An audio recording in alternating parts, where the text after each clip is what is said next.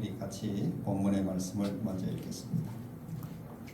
이사야 41장 10절의 말씀을 같이 읽어보겠습니다. 시작. 두려워하지 말라. 내가 너와 함께하리라. 놀라지 말라. 나는 내 하나님이 되리라. 내가 너를 굳세게 하리라. 참으로 너를 도와주리라. 참으로 나의 의로운 오른손으로 너를 붙들리라. 아멘. 참 귀한 말씀이죠. 저도 자주 아침마다 이렇게 한 번씩 묵상하는 귀한 말씀입니다. 두려워 말라. 내가 너와 함께함이니라. 놀라지 말라. 나는 네 하나님이 됨이니라. 내가 너를 굳세게 하리라. 참으로 너를 도와주리라. 참으로 나의 의로운 오른손으로 너를 붙들리라. 삶에 이 두려움이 찾아올 때가 우리 종종 있습니다.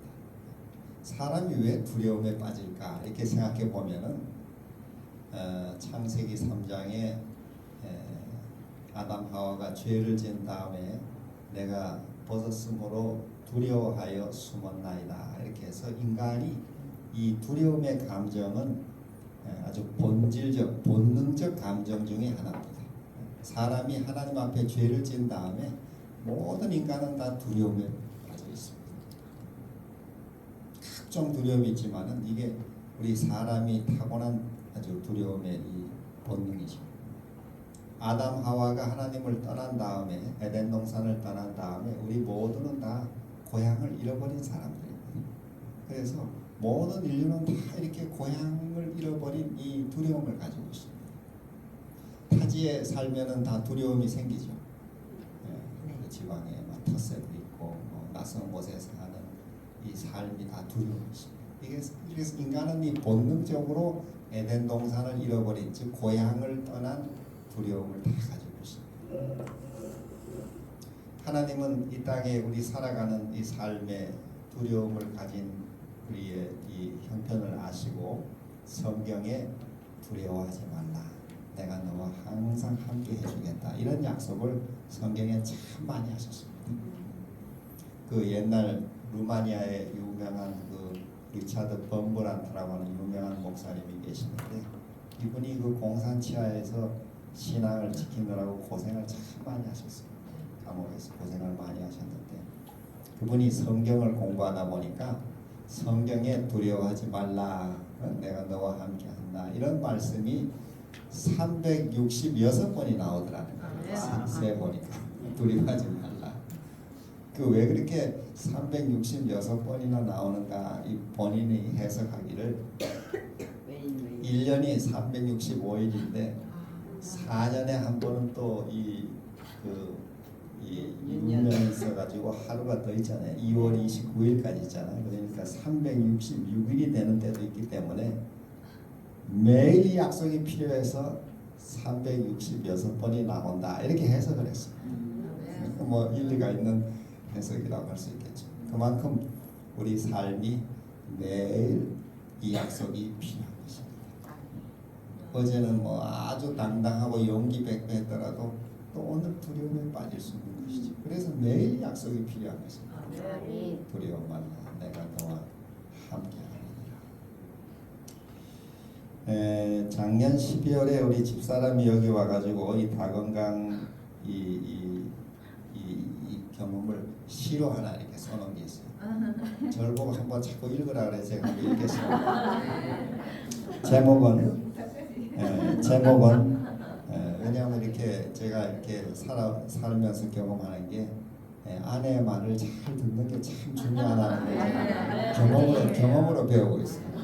그래서 옛날에 잘 안 들었습니다만 지금은 이제 들으려고 노력을 많이 하고 있습니다. 너무 좋아요. 자, 이 시가 한번 여러분 들어보세요.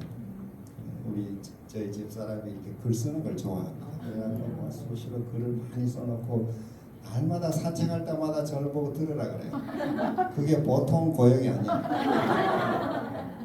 매번 들어야 돼요. 그래서 제가 참고 듣느라고 애를 많이 쓰고 있습니다. 제목은 다 건강하여라. 천지 만물을 깨우는 눈부신 아침 햇살, 태백산 휘돌아온 피톤치드 상큼한 공기, 태초의 미네랄 품은 깊은 계곡 생명수, 사랑과 정성 담은 영양 만점 자연 밥상, 몸과 마음 치유하는 보배로운 말씀들, 하나님이 가르쳐 주신 태면의학 최고 보약, 이토록 풍성하고 이다지도 넉넉하니 이 아침 하나님 다정하게 속삭이네. 다 건강하여라. 모두 행복하여라. 좋은 시절. 모두가 정말 다 건강하시기를 바라고 모두 행복하시기를 소망합니다. 이 삶의 두려움을 우리가 어떻게 해결할 수 있을까? 성경에는 사랑 안에 두려움이 없고 온전한 사랑이 두려움을 내어준다니 두려움에는 형벌이 있습니다. 이런 말씀이었습니다. 두려워하는 자들은 사랑 안에서 온전히 이루지 못하였느니라. 자, 그래서 이 성경에 보면 두려움이라고 하는 게 그저 간단한 문제가 아니고 두려움에는 형벌이 있다 이렇게 했습니다. 요한일서 4장 18절에. 그리고 요한계시록 21장에는 두려워하는 자들은 불과 유황으로 타는 못에 던져지리니 이것이 둘째 사망이라 이렇게 했습니다. 이 둘째 사망, 성경에 첫 번째 사망이 있고 둘째 사망이 있습니다. 사람은 한번 태어나서 죽는 이 첫 번째 사망에 대해서는 책임이 없습니다. 우리의 그 죄로 죽는 것이 아니에요. 왜냐하면 아담의 죄 때문에 모든 인류가 죽게 됐어요. 그래서 첫 번째 사망에 대해서는 하나님께서 우리에게 책임을 묻지 않으셔요. 그렇지 않습니까? 저희가 이 땅에 이렇게 태어나셨는데 이 태어나는 선택을 한 것이 아니죠. 우리는 아무 여기 선택이 없어요. 그냥 태어나졌어요. 좀 철학적인 말로 피투적 존재라 그래. 인간은 던져진 존재예요. 세상에는 던져졌어요. 부모가 결혼해가지고 자녀를 낳아서 나는 그냥 던져졌어요. 나는 한국 땅에 태어난다고 선택도 안 했고 지금 2000년 이런 1900년도 2000년 이런 시대에 태어나겠다고 때를 선택한 것도 아니고 이런 부모를 내가 골라서 선택한 것도 아니죠. 인간은 태어나지고 보니까 죄의 세상이고 죄의 본성을 물려받았고 그래서 죄를 짓다가 내가 죽는다는 것은 참 억울한 일이죠. 억울한 일. 내 선택이 아무것도 여기는 관여하지 않았기 때문에 참 억울한 일이에요. 그것 때문에 죽으라 그러면 참 억울한 일. 그래서 첫 번째 사망, 한 번 사람이 죽는 것에 대해서는 하나님이 우리에게 책임을 묻지 않는 것입니다. 그 죽음은 아담의 죄의 결과로 우리가 죽게 되는 것이기 때문에 모든 사람은 한 번 다 죽게 돼 있어요. 그 첫 번째 죽음은 우리의 책임이 아니죠. 그래서 다 부활시키는 것입니다. 다 부활시켜. 그러나 살아있는 동안에 그 생명을 가지고 살아있는 동안에 하나님은 기회를 주십니다.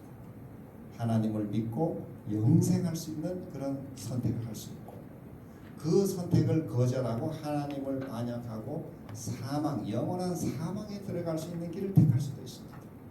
그래서 이 살아있는 동안에 택하는 이 선택의 결과에 따라서 사람은 영원히 살 수도 있고 또 영원히 멸망할 수도 있습니다. 그래서 한 번 죽는 죽음, 늙어서 죽던 병으로 죽던 사고로 죽던 이렇게 죽는 죽음은 모든 사람이 다시 살아나게 되어 있습니다. 주님을 믿고 이 땅에 주어진 생명이 있는 동안에 하나님을 믿고 산 사람은 첫 번째 부활에 참여합니다. 그 예수님이 재림하실 때 부활하는 것을 첫 번째 부활이라 이렇게. 그리고 성경에 보면은 둘째 부활이라는 게 있습니다. 우리 요한계시록에 보면은 둘째 부활은 언제 있습니까? 어제 말씀드린 대로 재림하신 이후에 1000년 동안 이 의인들이 하늘에서 왕노로 산다. 그리스도와 더불어 왕노로 사고 1000년이 끝나면 이 새 예루살렘이 이 땅에 내려오게 될 때 그때 모든 사람이 또다시 부활합니다. 그걸 둘째 부활이라고. 그걸 악인들의 부활이죠. 그 부활은 왜 또다시 살리는가 하면 한 번 죽은 죽음은 당신들 책임이 아니지만은 살아있는 동안에 기회를 준 그 기회를 거절함으로 인해서 죽게 되는 죽음, 즉 둘째 사망은 당신들의 책임이라는 것을 확인시키는 작업으로 두 번째 다시 부활하는 것입니다. 그렇게 해서 부활한 사람들이 하나님 앞에서 이 의인들이 내려오고 불이 내려올 때 둘째 사망, 여기 보면 둘째 사망이라 이렇게 해서 둘째 사망, 한 번 죽었는데 또 죽게 되죠. 이게 둘째 사망. 이 둘째 사망은 자기의 결과, 선택의 결과로 죽는 것입니다. 그걸 확인하는 것이죠. 둘째 사망. 그래서 여기 보면은 두려워하는 사람들은 둘째 사망에 들어간다 이렇게 씁니다. 그러니까 이 두려움의 문제가 뭐 간단한 문제는 아니에요. 삶의 이 두려움을 본능적, 본질적 두려움을 해결하는 이것을 우리가 꼭 얻어야 이 둘째 사망을 피할 수가 있어요. 성경에도 이런 두려움의 문제를 자주 얘기하고 있습니다. 자주 이런 이야기가 나와요. 저 옛날 이스라엘 백성들이 가나안 땅을 향해 이제 들어가서 가나안 지역에 거의 가까이 왔습니다. 한 40년 이렇게 광야를 방황하다가 그 광야에 이제 거의 끝나고 가나안 들어가기 직전에 이 이스라엘 백성들이 모세에게 우리가 가나안 땅을 먼저 한번 정탐을 좀 해보도록 해주십시오. 정탐해서 그 땅이 어떤지 한번 정탐을 해보고 우리가 어떻게 진격해 들어가면 좋을지 그렇게 하면 좋겠습니다. 이래서 모세가 12명 이스라엘 12지파의 한 명의 지도자씩 뽑아서 12명의 사람을 몰래 가나안 땅에 스파이로 보냈습니다. 그 12명이 가나안 땅을 몰래 들어가서 이렇게 살펴보니까 정말 그 땅이 굉장히 좋은 땅이었어요. 포도송이가 얼마나 큰지 두 사람이 이렇게 잠대 메고 올 만큼 그렇게 열매가 아주 컸습니다. 그리고 살기가 참 좋아. 자기들이 사막을 이렇게 40년 행진하다 그 땅을 보니까 너무 좋았어요. 물도 많고 열매도 많고 또 들어가 살기 아주 좋은 땅이었어요. 그래서 이 사람들이 돌아와서 이제 40일 동안 정탐을 하고 이제 돌아와서 보고를 하게 됐습니다. 백성들 앞에서 이제 그 땅이 어떤지 보고를 하게 됐는데 그 보고에 두 패가 갈렸어요. 10명은 이런 보고를 하고 나머지 2명은 또 다른 보고를 했습니다. 그 10명의 사람들이 먼저 보고를 했는데 한번 보십시다. 뭐라고 했냐면은 우리는 능히 올라가서 그 백성을 치지 못하리라. 그들은 우리보다 강하니라. 거기서 본 모든 백성은 신장이 키가 장대한 자들이며 거기서 또 네피림의 후손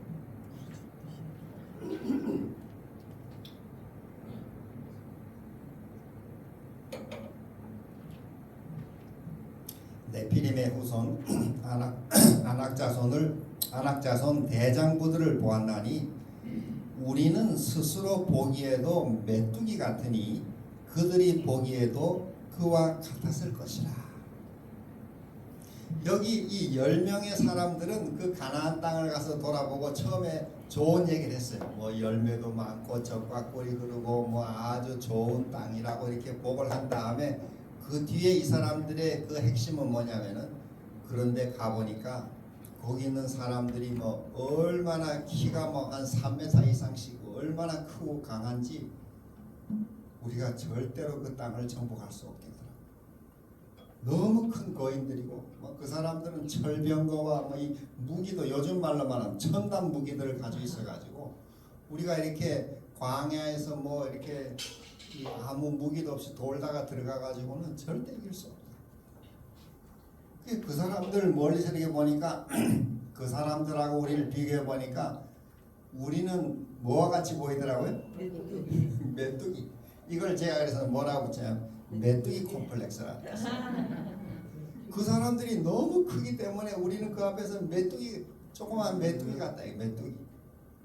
그래서 이 10명의 사람은 다 메뚜기 콤플렉스에 빠졌어요. 근데 저도 메뚜기 콤플렉스에 빠질 때가 자주 있어요. 저보다 뭐 좀 제가 학교 일을 할 때는 학교고 우리보다 좀 더 이름도 있고 막 큰 학교, 세상적으로 유명한 학교들과의 경쟁을 할 때는 우리는 메뚜기 같구나. 메뚜기. 어떻게 이길 수 있나? 지금은 이제 제가 마친 다음에는 정부가 그 평가를 없앴는데 제가 일할 동안에는 4년마다 한 번씩 전국의 대학을 평가를 했습니다. 정부가 줄을 세웠어요. 그래가지고 그 평가에 따라서 재정 지원을 해주는 것입니다. 그렇게 해서 그 재정 지원이 떨어지면은 그 대학은 학생들이 안 오는 거예요. 그리고 학교 운영이 어려워져요. 그러니까 이 평가는 정말 이 피를 말리는 일입니다. 근데 제가 평가를 이제 받게 됐는데 그래도 삼육대학교가 1906년 저 평안남도 순안에서 시작해가지고 내년이면 120주년이 됩니다.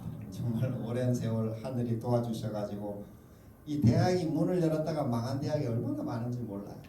근데 100년 이상 이렇게 지탱해 온다는 것은 하늘이 특별히 도와주시는 것입니다. 저는 늘 그 생각을 하고 있습니다. 그리고 우리나라도 여러분 보세요. 지정학적으로 우리나라가 이 대륙의 반도에 조금 이렇게 내려온 이 반도 나라는 강대국에 망하기가 아주 쉬워요. 근데 이 땅을 하나님이 5,000년을 이렇게 지켜주셨다. 이것도 하늘이 특별히 도와주시는 것입니다. 우리가 힘 있는 게 아니에요. 저는 그래서 한국의 역사를 널리 생각할 때마다 정치하는 사람들이 제대로 못한다 이러지만은 저는 그건 큰 문제가 아니라고 생각합니다. 길게 보면 5,000년을 하늘이 도와주셨기 때문에 이 땅에 뭔가 특별한 일을 하도록 섭리하신 것입니다. 옛날 우리 함석헌 선생이 한국의 역사를 그가 고민을 많이 하고 이렇게 그 오산학교에서 이 해방 전에 학생을 가르쳤거든요. 근데 그때는 국사책이 없었어요. 자료가. 그가 손수 많은 자료를 모으고 그냥 이 생각을 깊이 많이 하면서 그 역사를 가르쳤는데 그때 그분이 가르쳤던 책이 처음에 이렇게 나와 있어요. 성서적 입장에서 본 조선 역사 이런 책으로 이렇게 냈어요. 그분이 그때 기독교 신자였기 때문에 그래서 성경적 입장에서 이 조선 역사를 저희가 이렇게 고민하면 생각해 보니까 이 대한민국의 역사는 고난의 역사다 이렇게 했어요. 우리는 다른 나라를 침략에 들어간 적도 없는데 수많은 침략을 많이 당했어요. 그리고 강대국이 이 한국 한반도에서 전쟁을 다 치러가지고 여기가 전쟁터였어요. 전쟁마다 거의 1000번에 가까운 전쟁이 있었어요.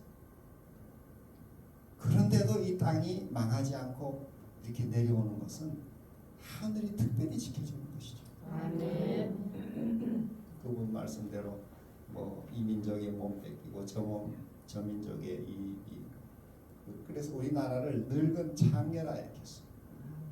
그렇게 많은 민족에게 이 고난을 당했는데 하나님이 왜 이렇게 고난을 허락하셨는가? 그 결론은 우리 함 선생의 결론은 뭐냐면은 언젠가 이 땅을 들어 쓰시려고 하시기 때문이다.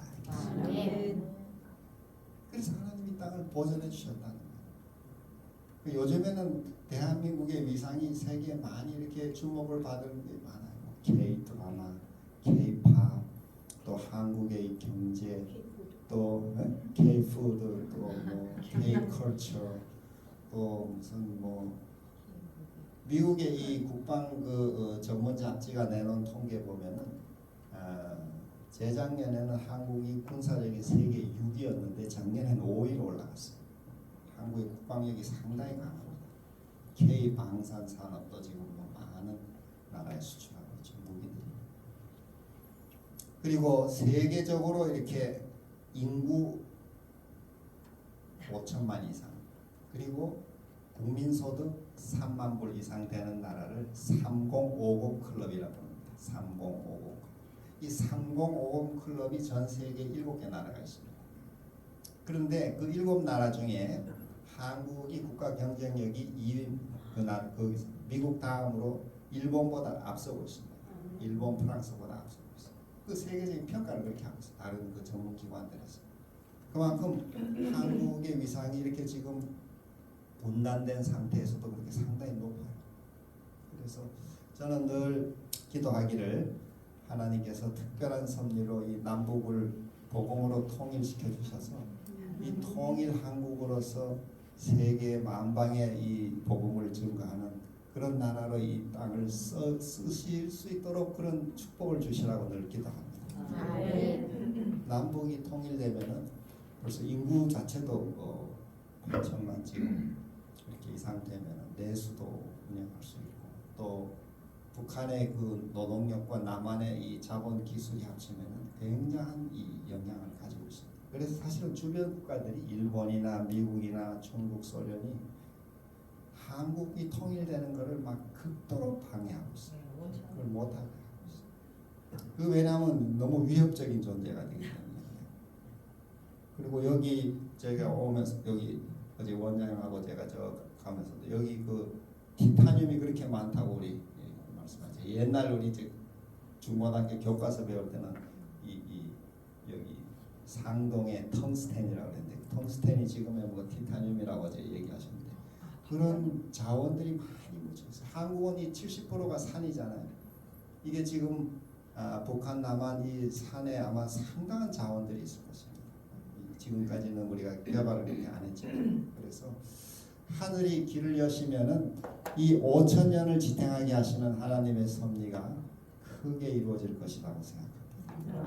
우리가 늘 그 일을 위해 기도하고 이 8천만 동족들이 복음을 받고 하나가 될 수 있도록 늘 우리가 기도해야 되겠습니다.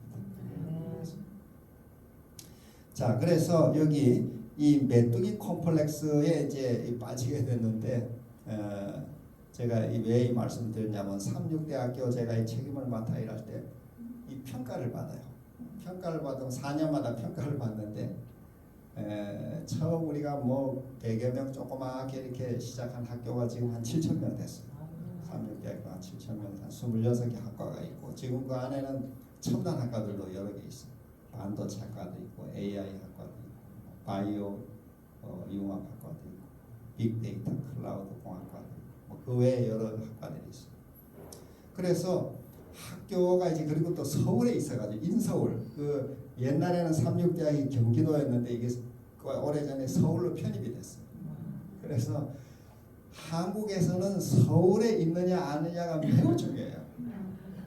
예를 들면 저기 경북대학교나 이런 국가가 특별히 지방의 거점 대학으로 운영하는 특별한 학교들이 있는데도 그 지원을 특별히 하는 학교인데도 예를 들어 경북대학교에 해마다 2,000명의 이상의 학생들이 그만둬요.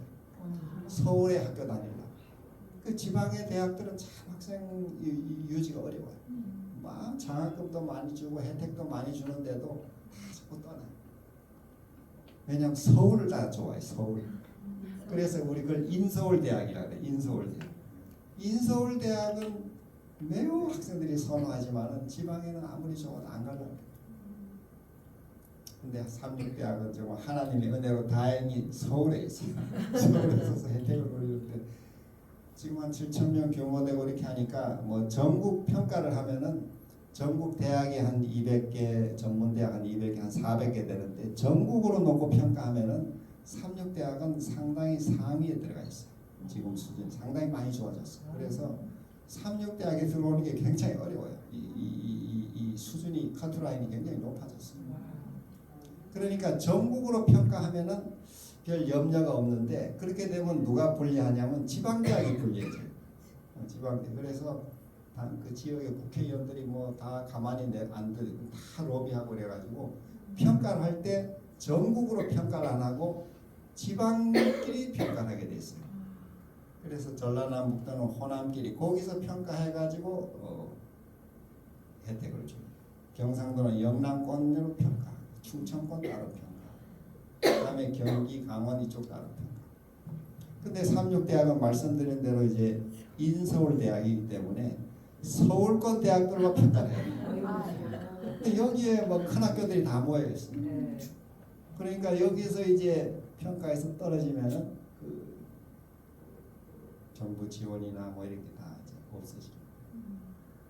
항상 그게 뭐 우리로서는 부담이죠. 매번 부담. 그래서 하나님께 늘 기도하고 최선껏 다해서 이 관리하는, 예를 들면 뭐 평가는 지표 중에 하나 뭐냐면 등록금 환원율이라는 게 있어요. 학생에게 100원을 받았으면은 200원을 쓰는 거예요. 근데 그거는 등록금 외에 돈을 어디서 만들어내야 쓸 수 있는 거죠. 삼육대학은 한 170원 정도 돌려줘. 우리가 쓰는 등록금 환원율. 학생에게 등록금 100원 받으면 170원을 학생에게 쓰고. 근데 그걸 평가하는 거예요. 그러니까 큰 학교들은 돈이 많으니까 평가 점수가 더 좋죠.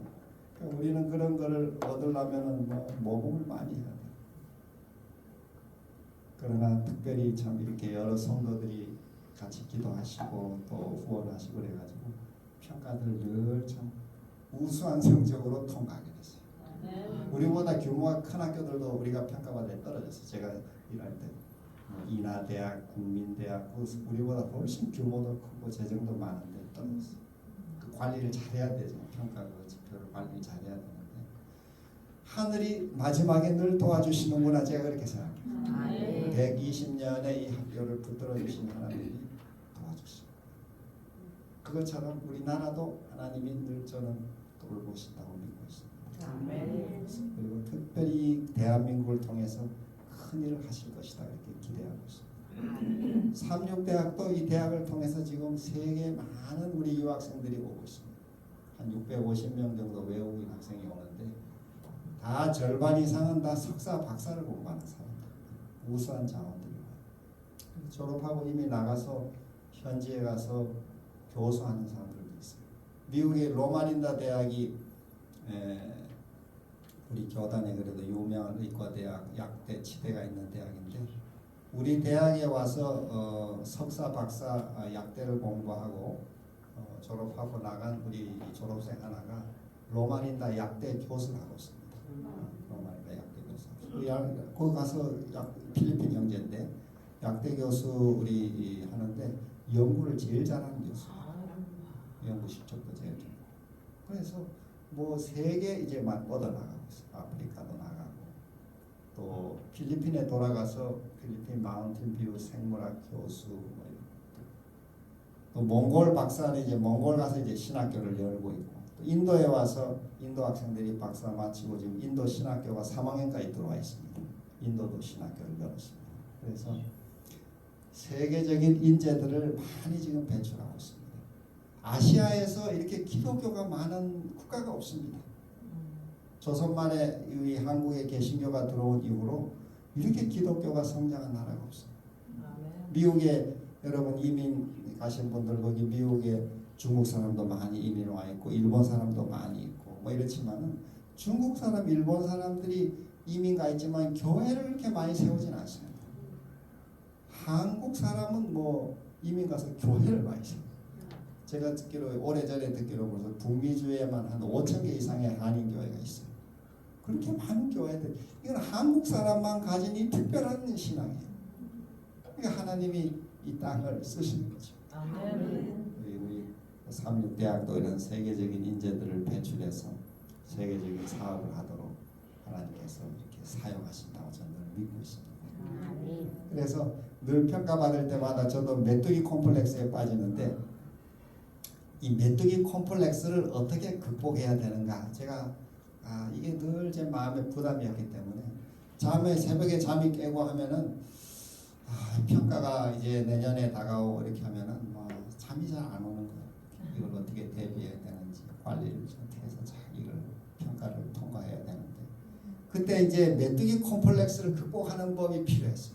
그래서 제가 이 메뚜기 콤플렉스가 뭔가 한번 분석을 해보니까, 첫째, 메뚜기 콤플렉스는 나는 초라하다, 나는 못났다, 저 사람은 많이 배웠는데 나는 못 배우고, 저 사람은 저렇게 뭐 세계적으로 또 뭐 국가적으로 큰 학교인데 우리는 그만큼 못되고, 이렇게 비교하면은 마치 10명의 정탐꾼처럼 그 거인들 앞에 섰던 것과 같이 우리는 초라하죠. 또 세상 앞에 설 때 우리 때로 초라할 때가 있어. 둘째, 상대는 강하다.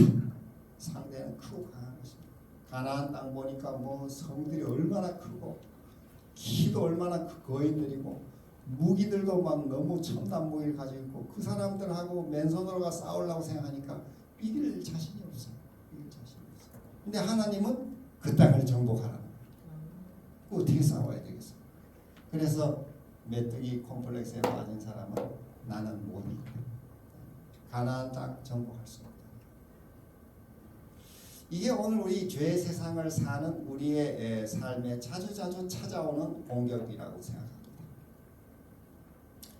그런데 2명의 사람은 다른 복을 했어요. 지금 10명의 정탐꾼은 이렇게 보고했지만은 2명의 사람은 다른 복을 했는데 그 사람이 여호수아와 갈렙이라는 사람이었어요.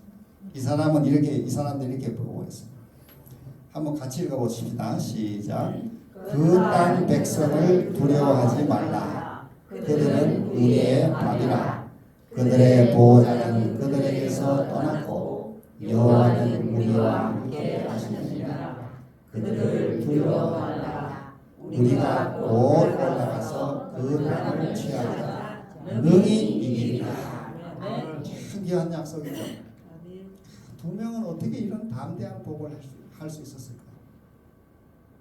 10명이 대부분이 다 부정적인 복을 하는데 현실을 보면 또 그 얘기가 맞아요. 뭐 현상을 보면 그 사실이죠. 분명한 사실. 그러나 이 사람들은 그 사실 너머에 하나님을 의지하고 이런 믿음의 복을 했어요. 그래서 저는 이걸 뭐라고 붙였냐면 갈렙 신앙이라고 붙였어요. 갈렙 신앙. 자, 그러면 갈렙 신앙을 우리가 한번 분석하면 아까 메뚜기 콤플렉스는 3가지 분석이 뭐라고요? 나는 초라하다, 상대는 강하다, 그래서 나는 못 이긴다. 이게 이제 메뚜기 콤플렉스. 우리 세상 살면서 메뚜기 콤플렉스 빠질 때가 자주 있어요. 저도 뭐 그런 이 콤플렉스가 막 공격해 올 때가 자주 있어요. 그래서 제가 그걸 이겨내기 위해서 만든 것이 갈렙 신앙인데, 갈렙 신앙은 이 사람들의 복을 통해 제가 정리한 건 3가지. 첫째 뭐라고요? 하나님이 나와 함께 하신다. 이게 첫 번째. 하나님이 나와 함께 하신다. 둘째, 상대는 내 밥이다. 왜냐하면 아까 그 12명의 정탐꾼이 말했죠. 그들은 우리의 밥이라 이렇게 했어요. 밥은 어떻게 하면 됩니까? 먹으면 돼요. 상대가 아무리 크고 거인이고 뭐 성이 높아도 그거 다 먹으면 되는 거예요. 우리가 먹을 밥이다 이렇게 생각합니다. 그래서 제가 그 다음부터 이렇게 기도한 다음에는 서울대학도 제가 가서 보고 이런 대학들 가서 보고 이렇게 할 때 평가를 받을 때 저 대학들 다 우리 밥이구나 이렇게 제가 그 다음부터 두려운 마음을 없애고 하나님 약속대로 저 밥이다. 상대는 밥이다. 자, 셋째는 그래서 나는 능히 이긴다. 이게 갈렙 신앙의 3가지. 그래서 이 말을 기억하기 쉽게 메뚜기 콤플렉스, 갈렙 신앙 이걸 기억하기 쉽게 제가 만들어낸 말이 하나 있는데 그게 뭐냐면은 매콤 갈신이라. 매콤 갈신이 무슨 말이에요? 메뚜기 콤플렉스를 버리고 갈렙의 신앙을 가지라 이런 뜻입니다. 다시 한번 정리해 볼까요? 메뚜기 콤플렉스를 버리고 갈렙의 신앙을 가지라. 이걸 매콤 갈신이라 제가 이렇게 이름을 붙였어요. 왜냐하면 기억하기 쉽게. 한번 따라해 보시겠어요? 매콤 갈신이 뭔지. 자, 메뚜기 콤플렉스를 버리고 갈렙의 신앙을 가지라. 우리가 살아가면서 이 메뚜기 콤플렉스의 유혹이 자주 있어요. 좀 나보다 더 잘났고 더 뭐 잘 살고 더 뭐 이렇게 많이 배우고 더 높은 지위를 가지고 이러면은 우리가 그런 사람들 앞에서 막 메뚜기 콤플렉스를 가지고. 그런데 하나님께서는 그 12 정탐꾼 가운데 2 사람에게 그 믿음을 주셔서 갈렙의 신앙으로 그 상황 너머에 이 큰 하나님이 이루실 구원을 볼 수 있는 믿음을 주셨어요. 오늘 우리가 세상을 살아가면서 이 마귀는 우리를 항상 두렵게 만들어요. 그럴 때 이 가져야 될 자세가 메뚜기 콤플렉스를 버리고 갈렙의 신앙을 갖는 것입니다. 아멘. 그래서 제가 이 아침마다 기도하면서 매콤 갈신을 다시 이렇게 되뇌이고 또다시 하나님을 신뢰하고 이렇게 할 때 그 많은 두려움들이 다 사라졌어요. 사라지고 실제로 또 하나님이 도와주셨어요. 저는 많은 일 하늘이 도와주신 그 은혜를 제가 체험했어요. 자, 그래서 하나님께서는 이 죄 세상을 사는 저희에게 항상 함께 주시겠다는 약속. 그분이 이 땅에 오셔서 이름을 뭐라고 지었냐면 이렇게 지었어요. 보라, 처녀가 잉태하여 아들을 낳을 것이요 그의 이름은 임마누엘이라 하리라 하셨으니 이를 번역한즉 하나님이 우리와 함께 계시다 함이라. 그래서 예수님의 이름이 많지만 그 중에 하나가 임마누엘이에요. 임마누엘 들어보셨죠? 네. 이게 구약 성경부터 나옵니다. 구약 이사야 7장에도 보면 이 처녀가 아들을 낳을 텐데 이름을 임마누엘이라 하리라. 그 뜻은 하나님이 우리와 함께 계시다. 자, 오늘 여러분과 제가 이렇게 하루를 출발하면서 하나님이 나와 함께 계신다. 우리 이렇게 믿고 그런 믿음으로 우리 하루를 출발하시기를 바랍니다. 아멘. 그리고 삶의 두려움이 찾아올 때 임마누엘은 내가 세상 끝날까지 너희와 항상 함께 있으리라 약속하신 그 하나님의 임재의 약속을 항상 기억하고 두려움을 물리칠 수 있기를 소망합니다. 아멘. 그렇게 우리가 매일 전진하면은 하나님의 주시는 은혜와 승리와 응답을 경험할 수가 있죠. 옛날 그 다윗이 골리앗이라는 이 거인과 상대에 나가 싸울 때 성경에 보면은 이 골리앗을 다윗이 무찔렀는데 성경에는 그 내용이 잘 나오지 않지만은 성경을 좀 자세하게 설명한 이 책을 읽어보면은 천사가 다윗에게 찾아와서 저 골리앗과 상대에 싸우라고 이렇게 권했다는 거예요. 얘기 미리 해줬다는 거예요. 하나님이 함께 할 테니 싸우라. 그걸 우리 신앙생활로 바꾸면 우리가 간절히 기도하면 하나님께서 우리 마음에 그런 어떤 사인을 주시죠. 담대함의 사인을 주십니다. 하나님이 함께 하실 것이다. 틀림없이 이것을 극복하게 해주실 것이다.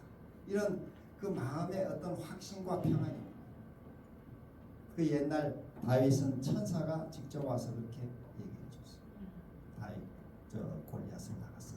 그래서 다윗이 용기를 내 가지고 싸웠어요. 그러니까 인간적으로만 우리가 생각하면 다윗은 뭐 좀 깡다구도 있고 뭐 이렇게 담력이 있어서 싸웠는가 보다. 물론 그런 선택을 그 훈련을 그동안 짐승을 이렇게 물리치고 양을 돌보면서 얻었지만은 그런 경험을 가졌지만 사람의 용기만으로는 그런 큰 구원을 이루어낼 수가 없습니다. 항상 성경 속에는 자세히 쓰여 있지 않지만 그 배후에 하늘이 항상 도와주는 이 내용이 들어있는 것입니다. 그러니까 성경은 매우 간결체로 쓰여 있어요. 한 단어와 다음 단어 사이가 어떤 거는 뭐 몇백 년이 지나가는 것도 있어요.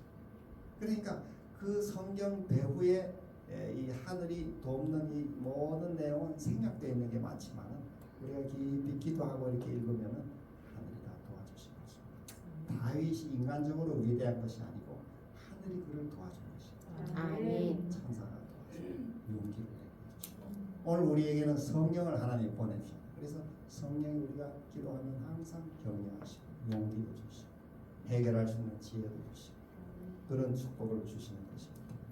자, 그래서 임마누엘 하나님이 오늘도 우리와 함께 계신다.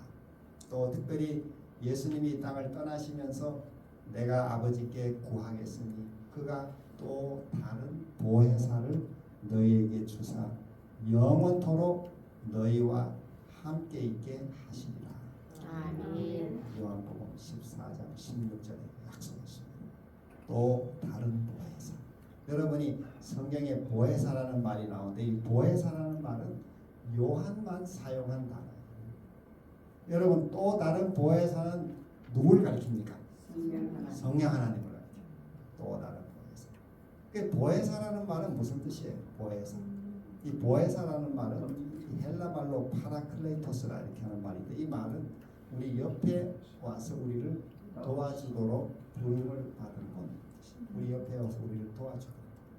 그 영어로는 이 보혜사라는 말을 다양한 영어 번역들이 다르게 번역했어요.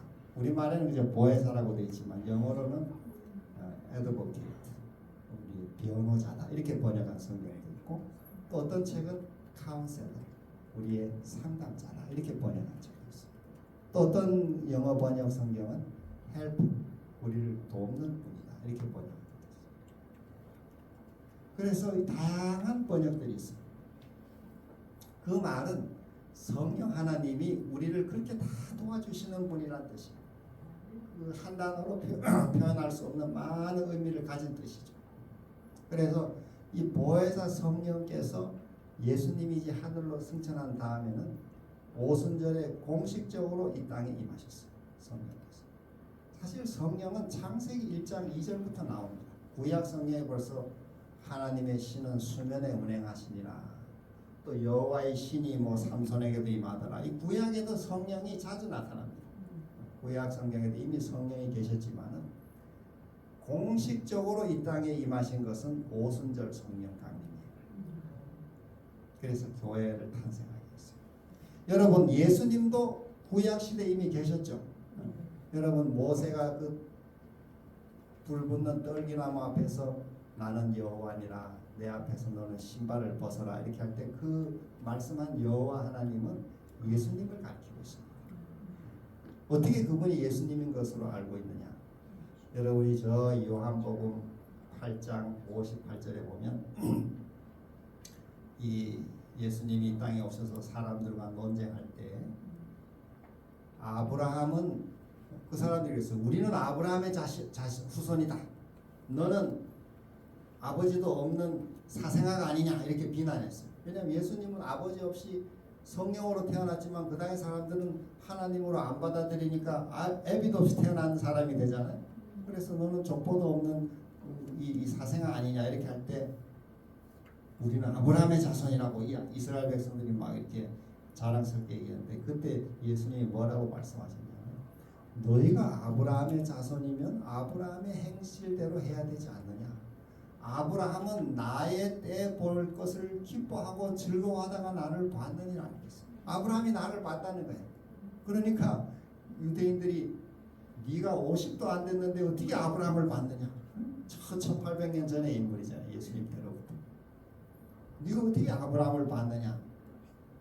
그랬더니 예수님이 중요한 말씀을 하셨는데 아브라함이 나기 전부터 내가 있느니라. 그 참 중요한 말씀이에요. 그걸 헬라어로 에고 에이미라 이렇게 하는데 요한복음에 특별히 나오는 그게 여호와라는 뜻이에요. Before Abraham was, I am 이렇게 했어요. 그 말은 우리가 영어 시제로 따지면 아브라함이 있기 전부터 내가 있었느니라 이렇게 해야 맞는데 Before Abraham was, I am. 이 I am이라는 말이 출애굽기 3장 14절에 나는 스스로 있는 자 아니라 I am that I am 이 말이 여호와라는 뜻이잖아요. 그러니까 내가 야훼다 이런 뜻입니다. 그랬더니 유대인들이 막 돌을 들어서 막 때리려고 했어요. 신성 모독한다. 거기에 참 중요한 말씀이 예수님이 내가 바로 여호와다 이렇게 했어요. 그래서 여러분이 성경을 읽으실 때 구약 성경에 나오는 대부분의 그 여호와라는 그 말씀은 예수님을 가리킵니다. 아버지 하나님을 가리키는 여호와도 있어요. 성부를 가리키는 경우도 있지만은 대부분이 예수 그리스도입니다. 그 구약의 하나님이 인간이 되어 오신 것입니다. 그리고 내가 바로 그다 이렇게 어제 말씀드린 인자라는 것도 그 메시아라는 뜻이거든요. 구약에 내가 바로 그 인자다. 또 모세가 말하기를 나와 같은 선지자 하나가 나타날 것이다. 신명기 18장에 말씀해. 내가 바로 그 선지자다. 영어를 보면 그게 the prophet 큰 대문자로 되어 있습니다. 요한복음이죠. 그래서 이 예수님이 구약의 그 많은 큰 역사를 이루셨던 그 여호와가 예수 그리스도입니다.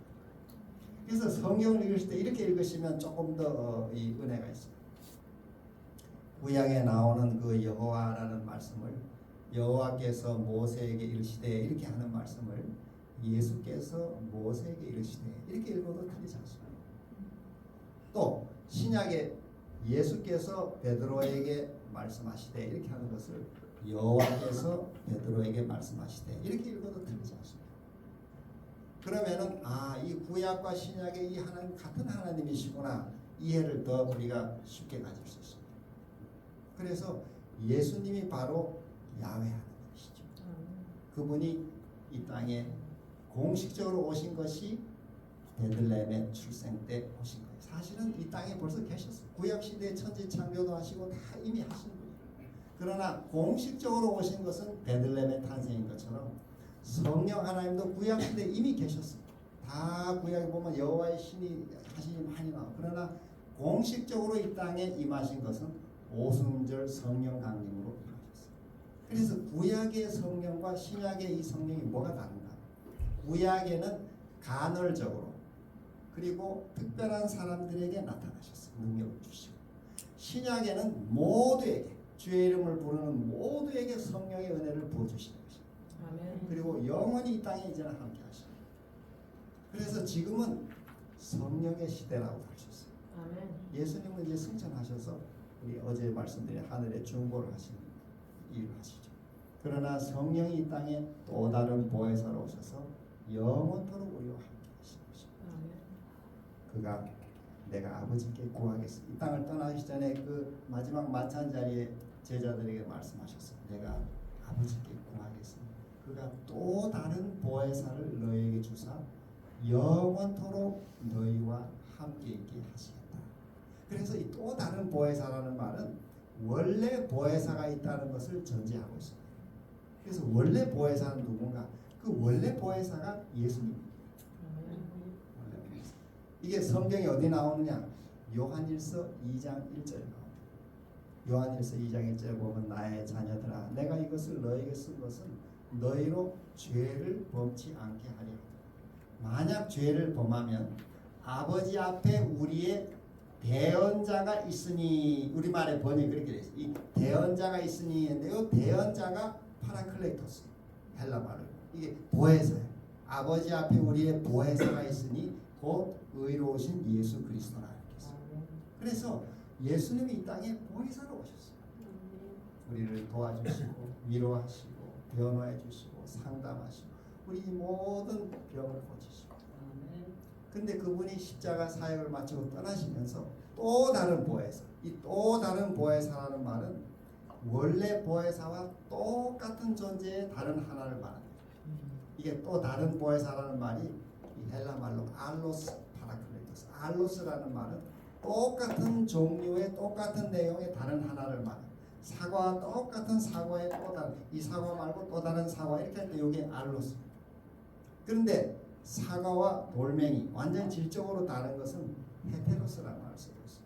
그래서 예수님이 또 다른 보혜사를 보낸다 할 때는 그런 헤테로스가 아닌 알로스 파라클레토스 즉 예수님과 똑같은 신성의 존재고 똑같은 사랑과 능력을 가진 또 다른 한 분 신성의 제3위이신 성령이 오신다.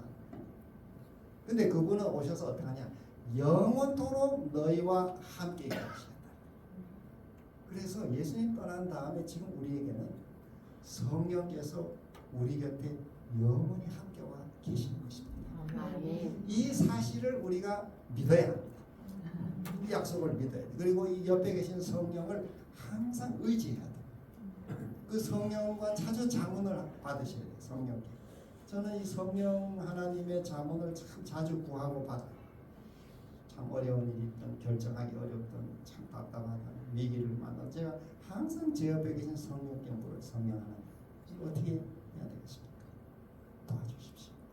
어떤 말을 하는 게 좋겠습니까? 가르쳐 주십시오.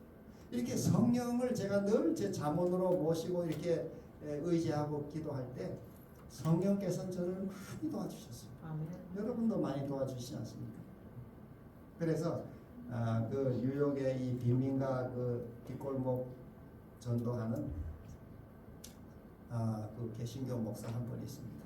그 유명한 목사 한 분인데 그분이 그 책을 하나 내놓은 걸 제가 읽으니까 자기가 어떤 원로에게 들었던 얘기라면서 여기다 써놨어요. 그 무슨 원로가 이런 얘기를 해줬다고 해서 우리가 성령을 의식하기만 해도 우리 문제의 90%는 해결된다. 우리가 성령 하나님이 내 곁에 계심을 믿고 성령을 의식하기만 해도 성령이 지금 나와 계십니다. 성령께 내가 의식하고 의논해야지. 이렇게 의식하기만 해도 우리 문제의 90%는 해결된다. 참 귀한 얘기죠. 좋은 말씀입니다. 오늘 이 시간을 마무리하면서 다시 한번 본문의 말씀 우리 읽고 마무리하겠습니다. 다 같이 읽어봅시다. 시작. 두려워하지 말라. 내가 너와 함께하노라. 놀라지 말라. 나는 내 하나님이 되리라. 내가 너를 굳세게 하리라. 참으로 너를 도와주리라. 참으로 나의 의로운 오른손으로 너를 붙들리라.